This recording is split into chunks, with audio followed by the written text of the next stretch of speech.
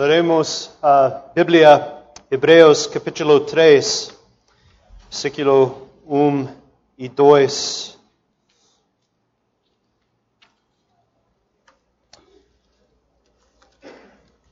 Em nosso texto, Hebreus capítulo 3,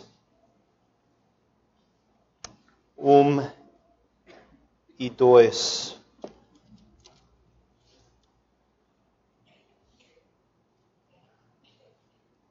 O Espírito Santo diz: por isso, santos irmãos, que participais da vocação celestial, considerai atentamente o apóstolo e sumo sacerdote da nossa confissão, Jesus, o qual é fiel àquele que o constituiu, como também o irá Moisés em toda a casa de Deus. A palavra de Deus.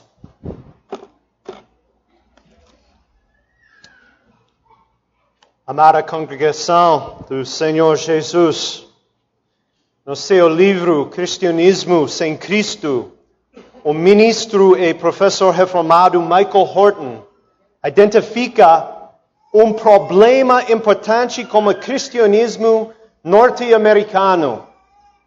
Muitas pessoas esquecem Cristo e o que Ele tem feito. Muitas vezes Ele é ignorado completamente.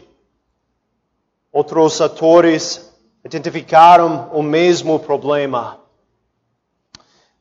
Sem dúvida que foi ouvido antes. No século XVI, os cristãos reformados disseram o mesmo sobre o cristianismo medieval.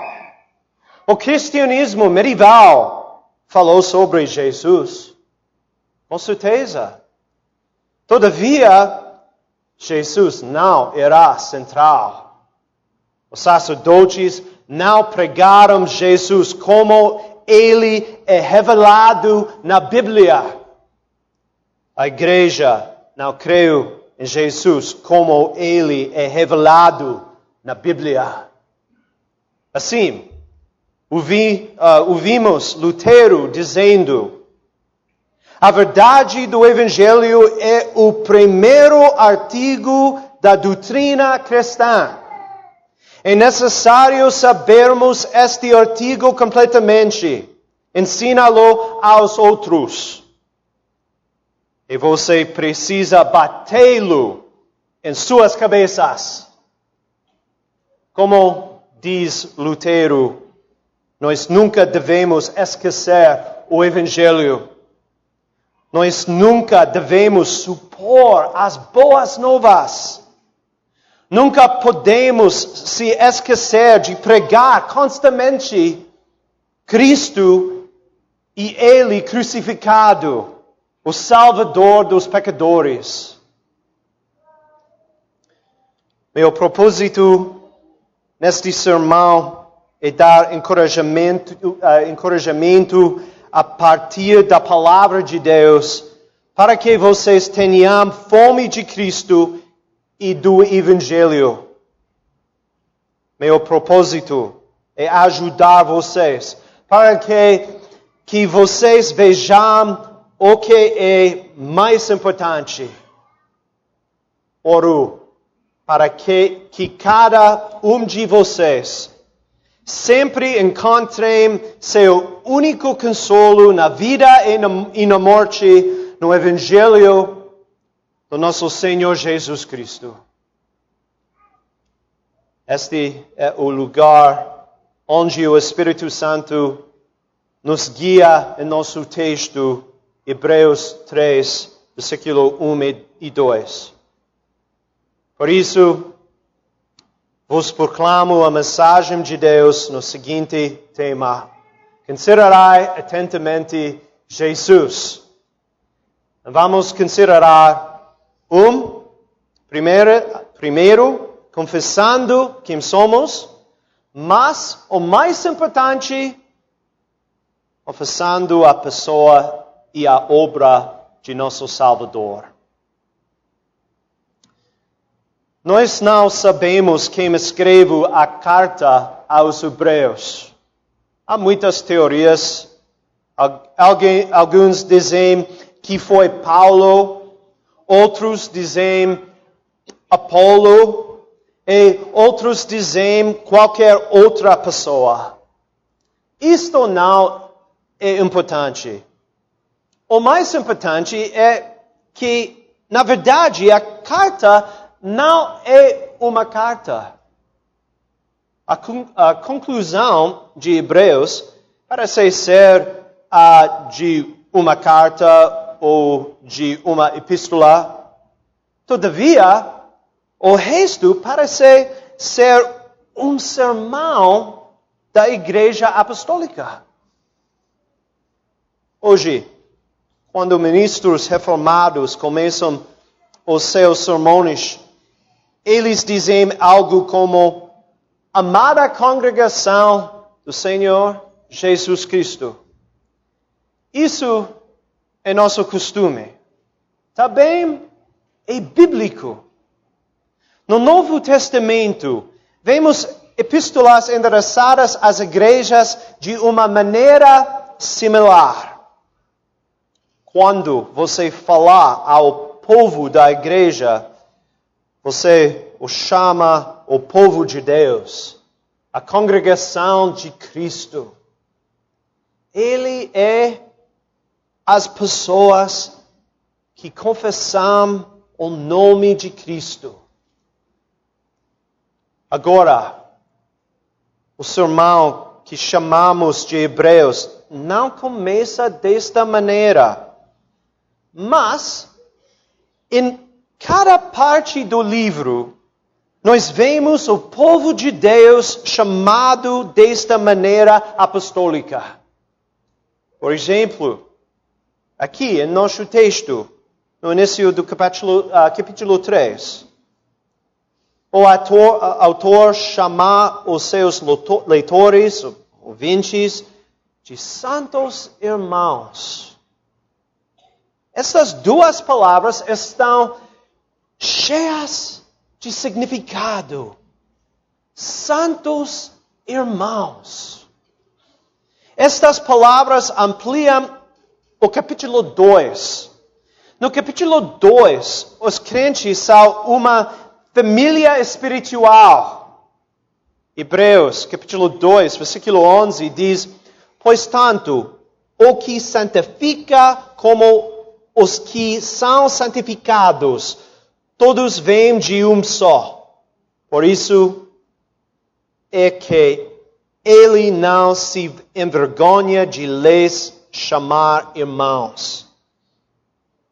Amada congregação, aqui há uma verdade consoladora.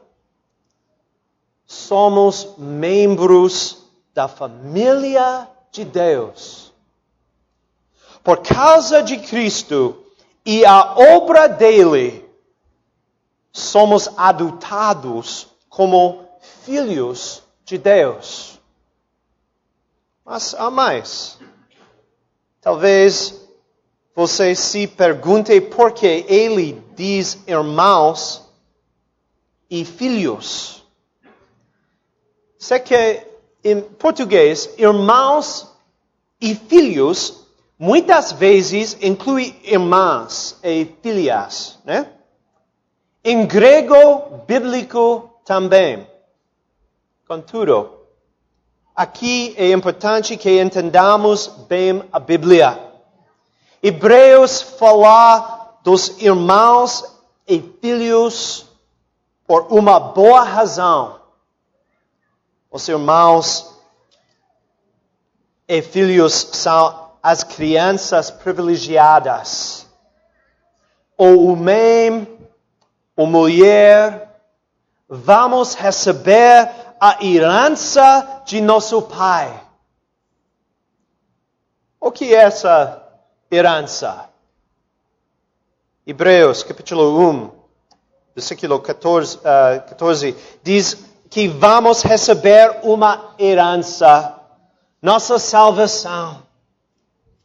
Em outras palavras, sempre vamos viver em reconciliação com nosso Deus e Pai no céu. Este é eterno. Ninguém pode roubar nossa herança de nós. Também, nossa herança vai incluir o novo céu e a nova terra. Deus vai nos dar um lugar onde vamos morar para sempre. Ele vai compartilhar esta terra conosco. Nesta terra, teremos uma perfeita comunhão com nosso Deus. Há uma herança gloriosa para os filhos de Deus. Nosso texto diz também que os cristãos são santos irmãos. Temos sido distinguidos do mundo por Deus. Deus tem nos reivindicado. Assim, pertencemos a Ele, pertencemos à família dEle. Há algo de especial com este povo.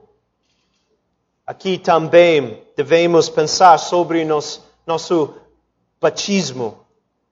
Recebemos o sinal e o selo da aliança de Deus no batismo. Deus tem nos reivindicado. Quando você foi batizado, então Deus disse: esta criança é minha. Esta criança é santa. Então, todos nós precisamos dizer: sim, pertenço a Deus. Pela aliança da graça dele, Deus tem me reivindicado. Reconheço isso. Acredito nisso. Por causa de Cristo, por causa de tudo que Ele tem feito, só por causa de Cristo, pertenço a Deus hoje e sempre. Meus irmãos, todos nós temos de dizer isso.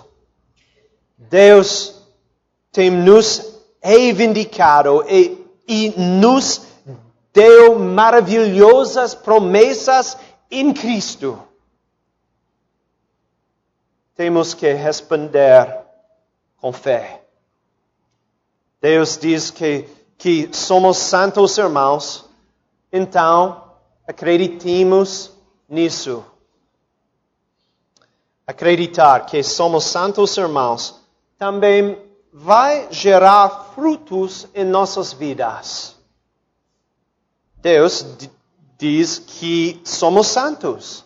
Deus diz que temos sido distinguidos do mundo. Portanto, Ele deve ser assim em nossas vidas. Somos santos. Não somos perfeitos. Há ainda uma guerra contra o pecado. Você não é um descrente porque luta contra o pecado. Nem pensar. Pelo contrário, sua luta é parte da sua vida cristã. Quando Deus nos declarar santos, declaramos guerra contra o pecado. Deus diz que somos santos, agora vamos tentar ser quem somos. O autor de Hebreus também diz que somos o povo que participa da vocação celestial.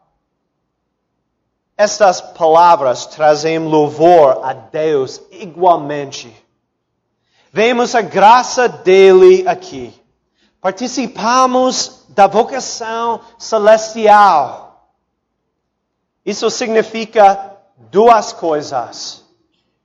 Primeiro, significa que nós fomos chamados por Deus que mora no céu. Deus nos chamou para fora do mundo, das trevas para a maravilhosa luz dele. Deus nos chamou pela sua palavra para acreditar nele. Deus nos chama constantemente para nos arrependermos e crermos no Evangelho. Nosso chamado é do céu. E para sermos os filhos de Deus, hoje e sempre. Segundo, a vocação celestial também é uma chamada para o céu. Hebreus capítulo 11 diz que há uma pátria superior, isto é, celestial. Lá uma cidade foi preparada para nós por Deus. Essa cidade faz parte da nossa herança.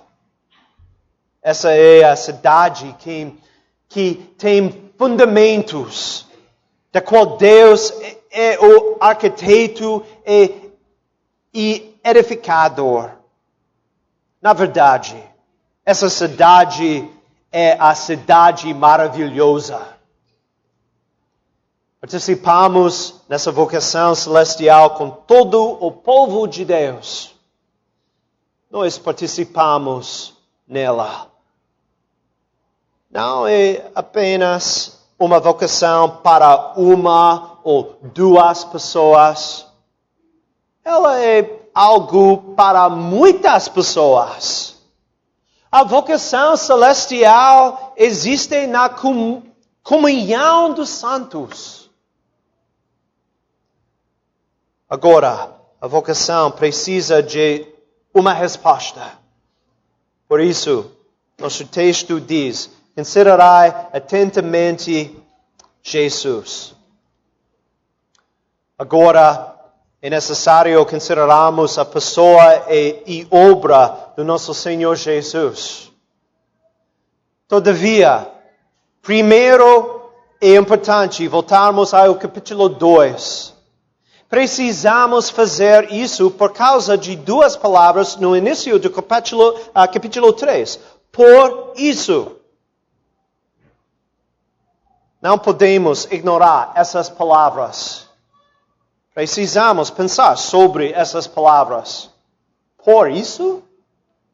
O que é isso aqui? O que é a base para o ensino no capítulo 3? Assim, no capítulo 2, vemos Cristo, aquele que, por causa do sofrimento da morte, foi coroado de glória e de honra, para que, pela graça de Deus, provasse a morte por todo homem. O Senhor Jesus é o autor da salvação, aperfeiçoasse por meio de sofrimentos. Ele compartilhou da nossa humanidade para que, por sua morte, destruísse aquele que tem o poder da morte, a saber, o diabo. Ele nos deu a liberdade.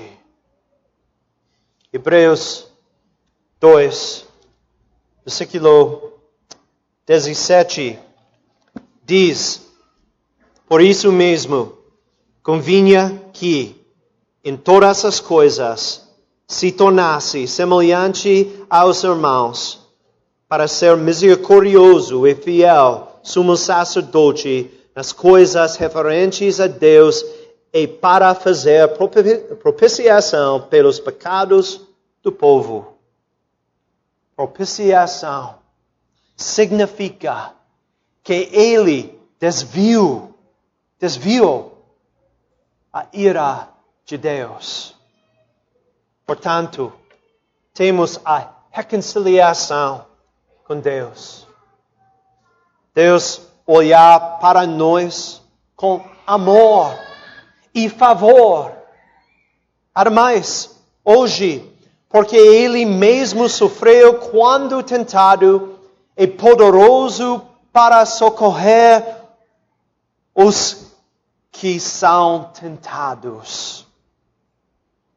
Meus irmãos, tudo isso é a base para as duas palavras que começam o capítulo 3. Por isso. O Espírito Santo diz, já que tudo isso é verdade, considerai atentamente Jesus. Olhai firmemente para Cristo. Queremos ficar obcecados por Jesus. Ele deve ser o sol em nosso sistema solar. Ele deve estar no centro sempre. Por quê? Porque Cristo é nossa salvação, nossa esperança, nossa vida diante de Deus. Hebreus capítulo 3, versículo 1, nos diz para considerarmos Cristo de duas maneiras específicas. Com certeza, há outras maneiras. Por exemplo, podemos pensar sobre Cristo como o marido da mulher dele, a igreja, e mais.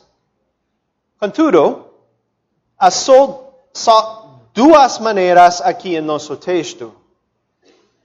Elas estão ligadas, na verdade.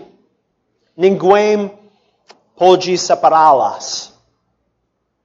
As duas maneiras são Cristo e o apóstolo, e Cristo e o sumo sacerdote.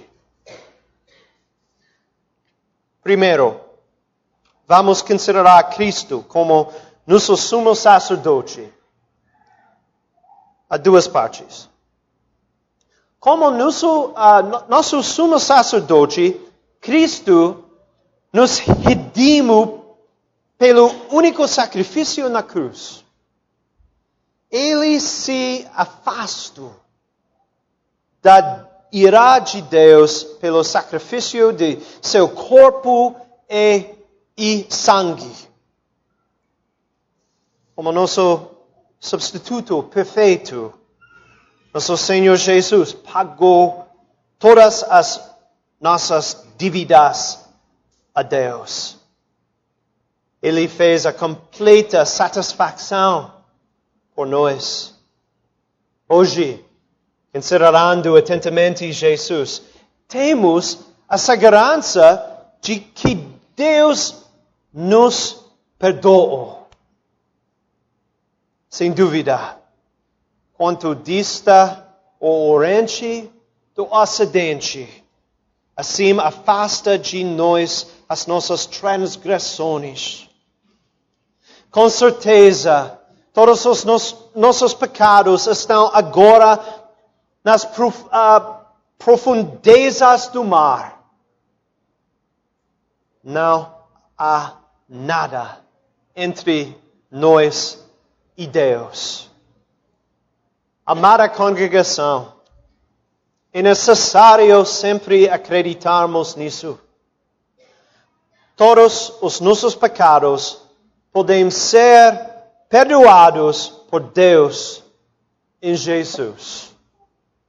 Sempre há perdão para você na cruz de Cristo. Ele é o teu sumo sacerdote. Continue a confiar nele. Também é importante considerarmos a segunda parte da obra dele como nosso sumo sacerdote. Hebreus capítulo 7 diz que ele sempre vive para interceder por nós. Hoje, o Filho de Deus está sentado à direita de Deus Pai Todo-Poderoso. Ele está lá, não por si mesmo, mas por nós. Aquelas duas palavras são belíssimas. Por nós. Cristo está no céu por nós.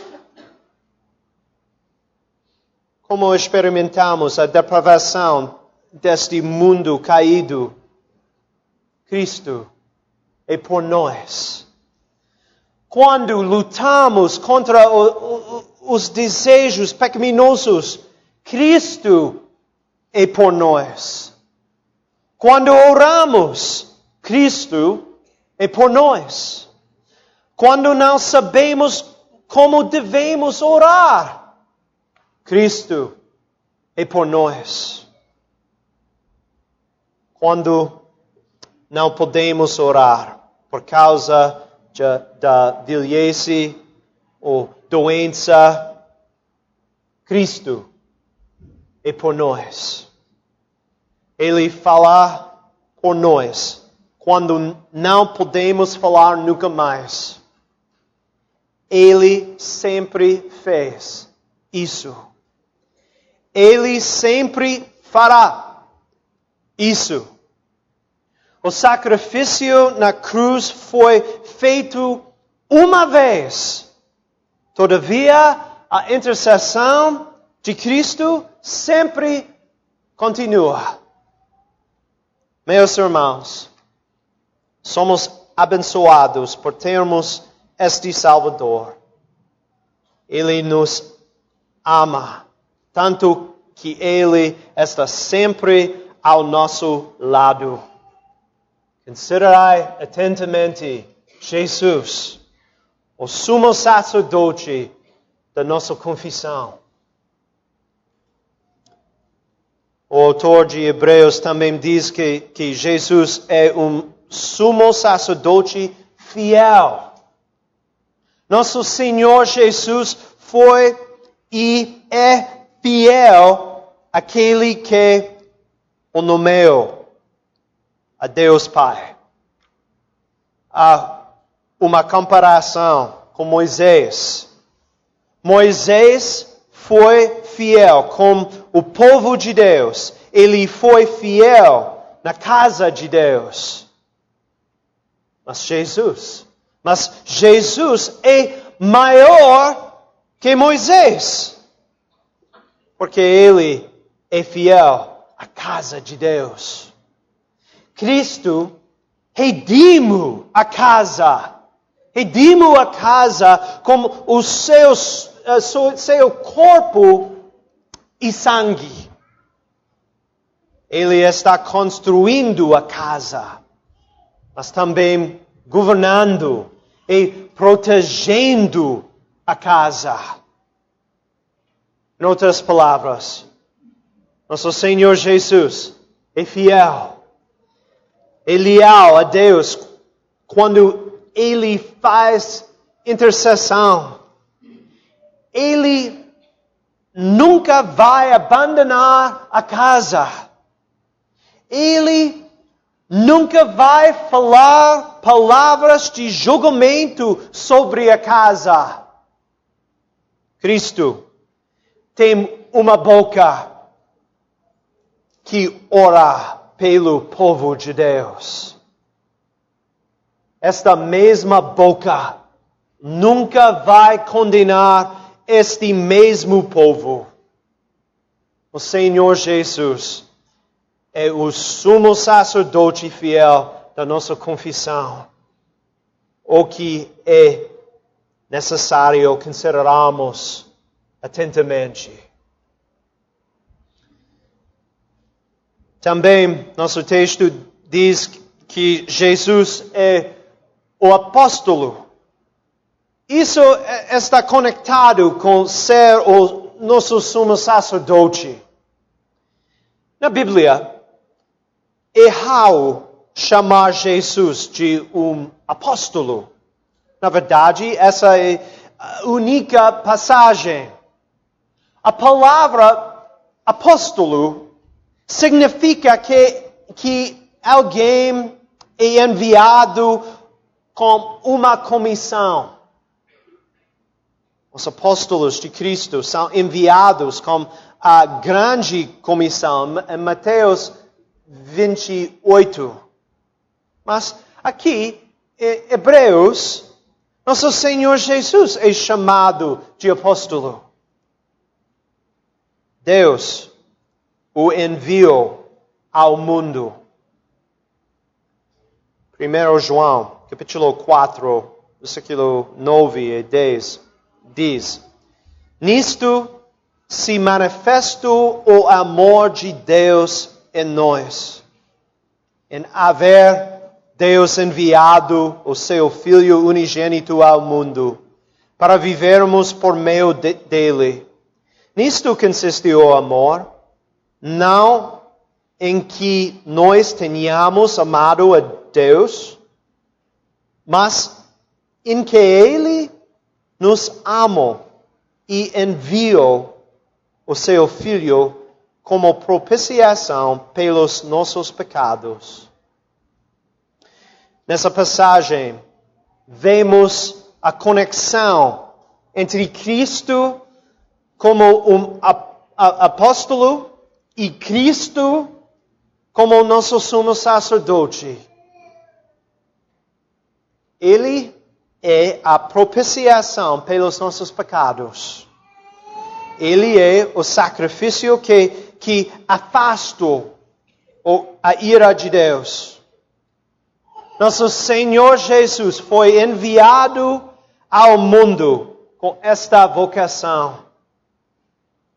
Ele reconhece isso na oração sacerdotal dele.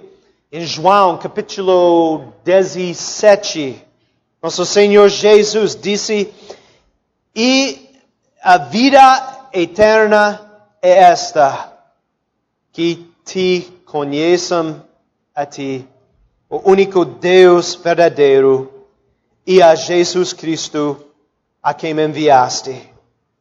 Eu te glorifiquei na terra, consumando a obra que me confiaste para fazer. Nosso Senhor Jesus foi enviado ao mundo e concordou em vir. Antes da fundação do mundo, Cristo concordou em vir como nosso sumo sacerdote para fazer o grande sacrifício por nós. Nessa obra também, Jesus foi fiel. Ele foi um apóstolo leal, um filho leal na casa do Pai. Pelo Espírito Santo, ele se tornou humano no ventre da Virgem Maria. Em sua encarnação, Cristo começou na estrada da humilhação. Ele fez o que era necessário fazer. Em toda a sua vida, ele sofreu, mas especialmente na cruz. Fez todas essas coisas para conduzir muitos filhos à glória. Todas essas coisas por nós. Nosso Senhor Jesus é o apóstolo fiel. Foi enviado ao mundo para ser o nosso Redentor. Considerai atentamente Jesus, meus irmãos. Colocai a confiança de vocês nele somente, tanto nesta vida como na vida futura.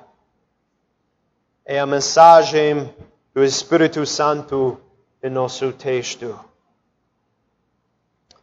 Mas agora, alguém diz, isso é agradável, pastor, mas o que eu preciso fazer? Como devo viver como cristão? Amada congregação, vou explicar. Este texto é fundamental.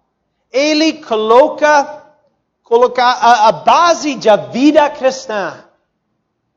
Sim, há um aspecto geral de sermos santos irmãos, mas nossa passagem não dá os detalhes de como viver como cristão.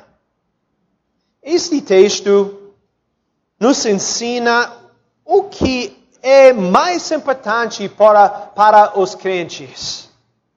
O mais importante é confiarmos em Cristo constantemente. É bom ouvirmos o Evangelho de graça constantemente.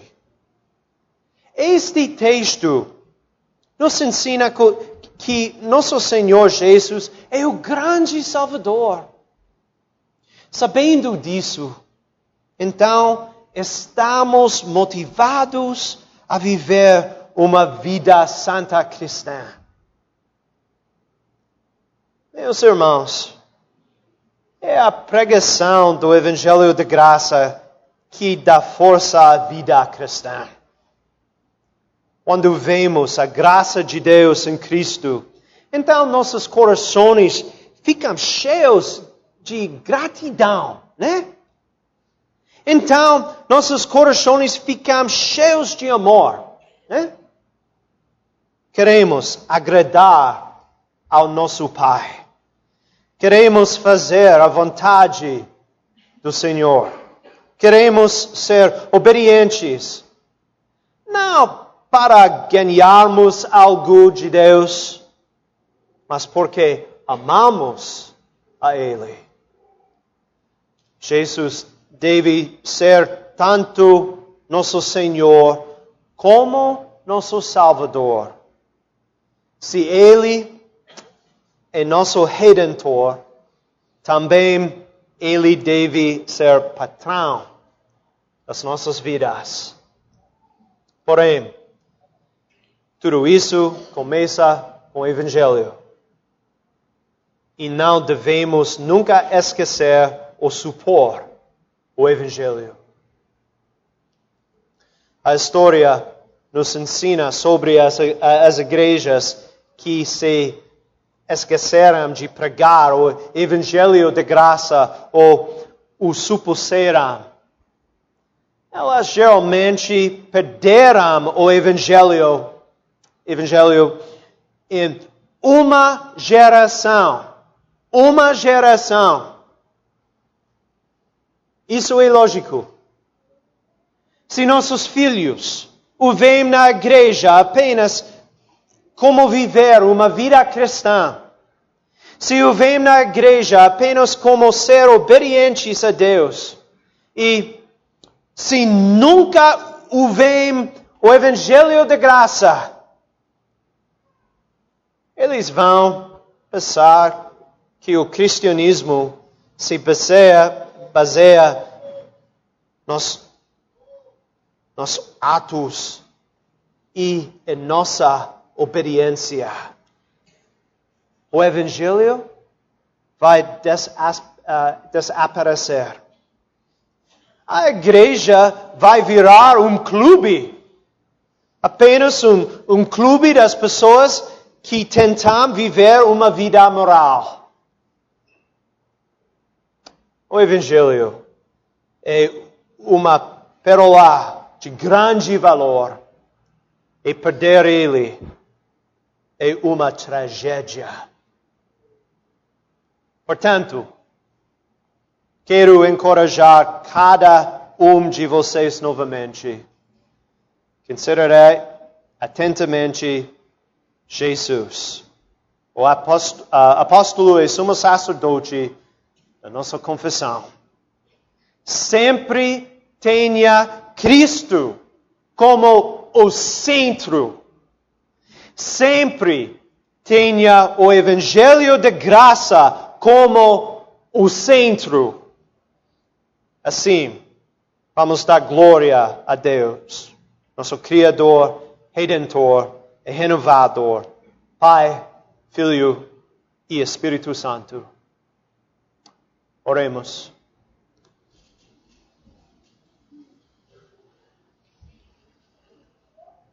Nosso Pai Celestial, agradecemos que somos santos irmãos. Agradecemos que somos o povo que participa da vocação celestial.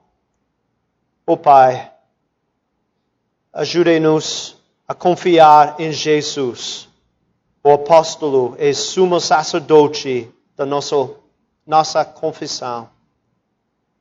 Ajude-nos a nunca esquecer o Evangelho de graça, mas a mantê-lo sempre precioso. Em nome de Jesus Cristo. Amém.